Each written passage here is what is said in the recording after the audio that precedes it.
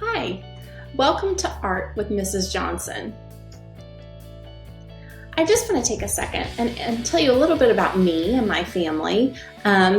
This is a picture of everyone at my house. I have 3 kids and my husband Greg. My husband Greg is an administrator in Blue Springs. He is the director of early childhood for the Blue Springs R4 school district. And then I have 3 kids. I have Brock, who is a senior this year at West. I have Bryce, who will be an 8th grader at Summit Lakes Middle School.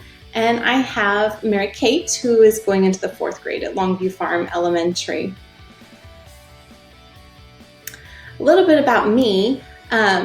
This is my 2nd year at Lee Summit West. My 3rd, if you count, I was a long-term sub 2 years ago in the art department, which is what helped me to understand that was exactly where I wanted to be. This is my 10th year in as an art teacher. I took some time off when we had our kids, and so I've been home for quite a few years. And I'm coming back as my kids have gotten older. I've taught elementary, middle, and high school art, as well as been a parent educator with the Parents as Teachers program. I am a University of Central Missouri graduate, and I completed my master's last December through Baker University.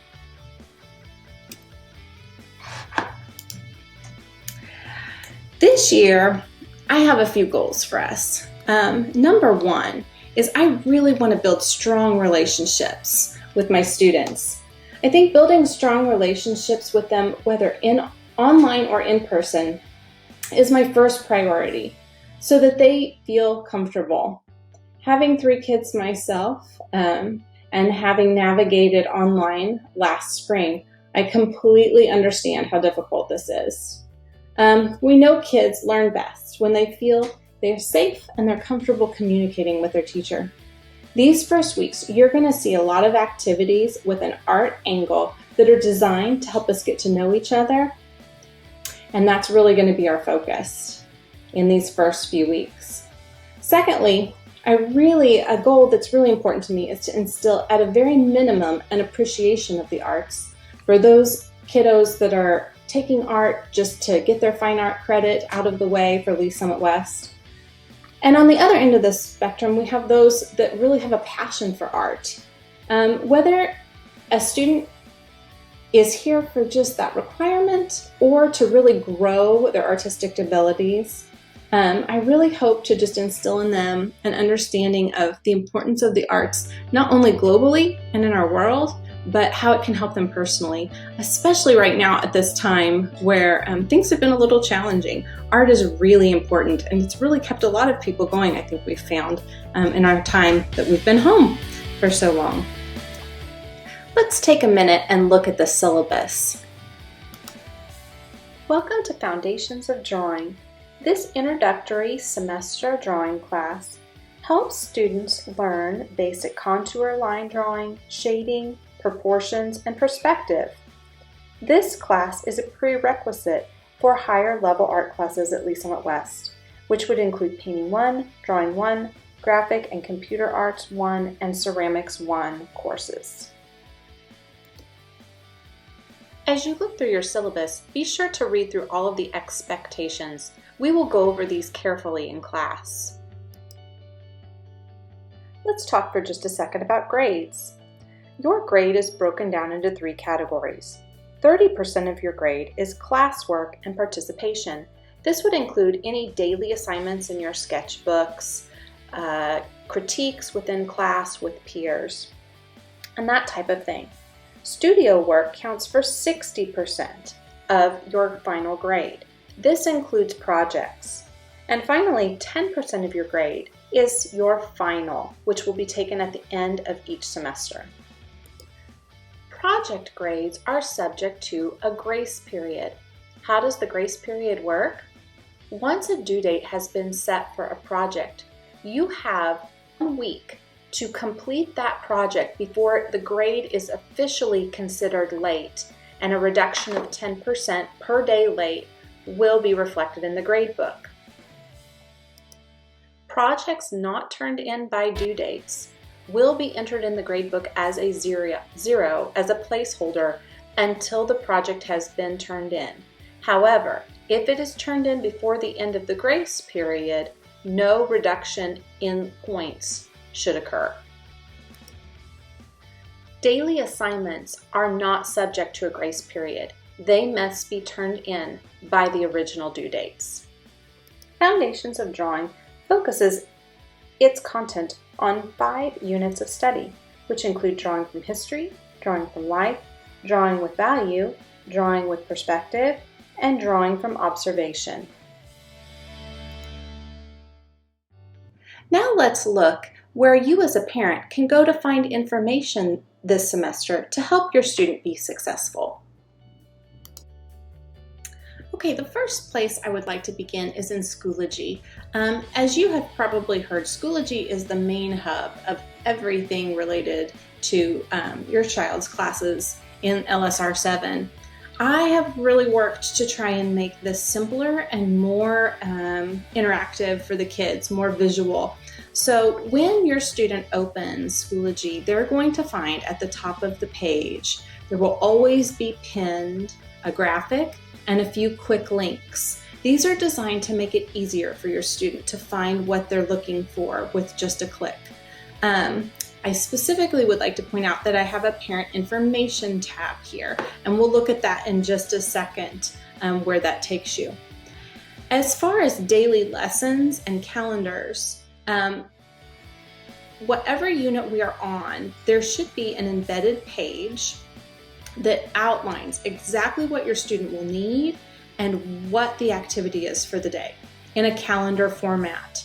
In addition, if they scroll down, there will be links of everything with a picture that they need to be able to complete that day's lessons. Sometimes it will just be spelled out right on this page if it's something short and simple. Other times they'll have to click the link and it will take them to another page that might have some more detailed instructions. I am relying on a program called Edpuzzle for a lot of my making videos because it allows me to see what students have watched and how they have engaged with the video. I also have the ability to put pauses in when students are drawing and to ask the kids questions that they can answer back. So it's going to be really important that they watch all videos all the way through, and I can see on my end exactly what they have and haven't watched. If they were to click on these links, we also have a few things I would like to point out. Our virtual expectations as far as the whole school district are posted at the top. There's a link to the syllabus for that class and the parent information. We're going to go back to that one really quickly. If I were to click the parent information button, it would take me to my website that I have made. And I have a link that specifically will take you to the parent page. The parent page is designed to have some information that you might want at your fingertips that's easy to find. We have our enrollment video that we made last spring as students were enrolling. You have to take a little peek. It's very great. It's very good. They have a lot of the students' artwork in a variety of the classes that we're in. And then you'll find this video posted there, class procedures that I'm going to go over students with in great detail. The first semester virtual schedule. So we are going to be on an A-B schedule while we're virtual, and it'll look a lot like block scheduling. So that's the schedule for that. We have more of those virtual expectations. That's the same thing that was linked on the other page. And then this would be the schedule for what block would look like, the actual hour breakdowns. If we were to have to meet during our class period, this is the place that you would want to go look for that information. And all of this will be shared in short little nuggets with your student in the coming weeks ahead. We're going to try and just really these first few weeks break this into Schoology practice so they get very comfortable doing a lot of things repetitive so that they really solidify how to take a picture, how to post it, how to do all of these things. Some of this will happen via live instruction, and other times it will be videos like I talked about in Edpuzzle where I'm putting a pause in there and telling them to go do something and then expecting them to come back and pick the video back up when they've done it. So hopefully that will really make it simpler. The students also have a tab within my webpage, and my goal in doing this is by pushing things outside of Schoology, if Schoology crashes, then hopefully they can still get to things that they would need, like a daily assignment, without having to rely on Schoology to actually get the information. They will need to submit all assignments through Schoology, and my preference would be that they not email me unless it's just a last resort, because it becomes very confusing with over 100 kids trying to sort through all of those emails if someone has attached something and figure out where it goes. So the best and most efficient way to ensure that everything goes where it should is for the student to turn assignments in through Schoology. And that would be by taking a picture of their project or their work, and we will go through the process of how to do all of that. All right, well, I think that's all that I have for you today. If you have questions, I would always encourage you to email me. I'm more than happy to help you walk through the process of how to engage Schoology, or if you have specific questions about an assignment. We are partners right now in educating your child, just as I am partners with my kids' teachers, and it really, we're living out It Takes a Village. So I wish you the best fall semester, and I know we're going to accomplish great artistic things. Thanks for joining us today.